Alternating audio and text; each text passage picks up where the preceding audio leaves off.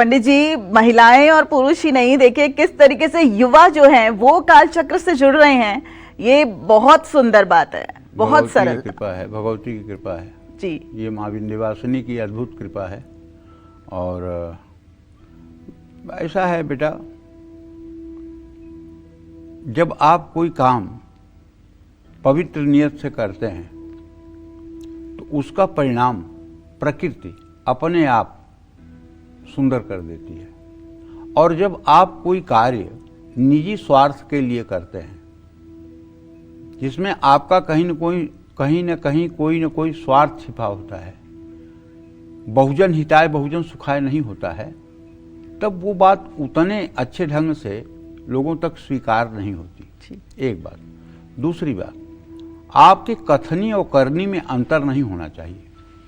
अगर वही आपके हृदय में भाव है जो आपके वाणी से प्रस्फुरित हो रहा है, वही आपका जीवन है जो आपके वाणी से निकल रहा है, वही आपका चरित्र है जो आप बोल रहे हैं, तो निश्चित रूप से सामने वाला प्रभावित होगा और वो उस पर अमल करेगा। इसी को गीता के 16वें अध्याय में 3 श्लोक में कहते हैं, तेजः क्षमा धृति शौचो द्रोहो नातिमानिता भवेदः संपदम दैवी अभिजातस्य भारतः।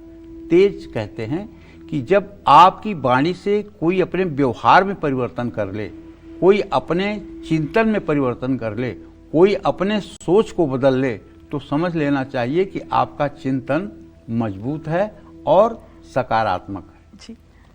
तो यही सरलता और सहजता तो कालचक्र के माध्यम से घर घर में प्रवेश कर चुकी है जी। और सुधा वृष्टि भई दो दल माही, जिए भालू कपि निश्चर नहीं।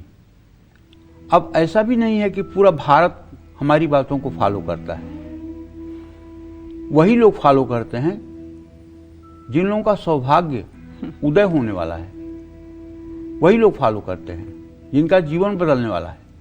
अमृत की बरसात हुई लंका में, लेकिन सारे बानर भालू जीवित हो गए, लेकिन एक भी राक्षस नहीं जीवित हुआ, जबकि अमृत का गुण है कि सभी जीवित हो जाते हैं। इसका कारण था कि बंदर लड़ते लड़ते पीठ नीचे थी और सर ऊपर था, इसलिए उनके मुंह में अमृत वर्षा हुई, वो जीवित हो गए। और राक्षस भागते भागते मरे थे तो उनका मुंह नीचे था, सर ऊपर था, इसलिए उनके सर पर बरसात हुई तो अमृत का काम नहीं हुआ और राक्षस नहीं जिए। ठीक है, तो जो लोग धर्म शास्त्र, देखो मैं कुछ अपनी तरफ से आज तक एक शब्द नहीं बोला हूं, जो भी बोलता हूं या तो शास्त्रों की बात बोलता हूं और ये बताता हूं कि ये इस जगह लिखा हुआ है, आप देख सकते हैं, या तो शास्त्रों की बात बताता हूं या तो सिद्ध महापुरुषों के संतों के वचन जो हमारे कान में पड़ते हैं, जिसे हमने सत्संग के माध्यम से प्राप्त किया है, मैं उसे कहता हूं जी। और उन गुरुजनों का नाम भी बताता हूं जिनके द्वारा हमने श्रवण किया है। मेरे तो अपना कुछ है ही नहीं है। पंडित जी, आप अपने लिए बेशक कुछ ना हो, लेकिन हमारे लिए और हमारे लाखों दर्शकों के लिए आप बहुत कुछ हैं और आपकी दीर्घायु ऐसे ही बनी रहे।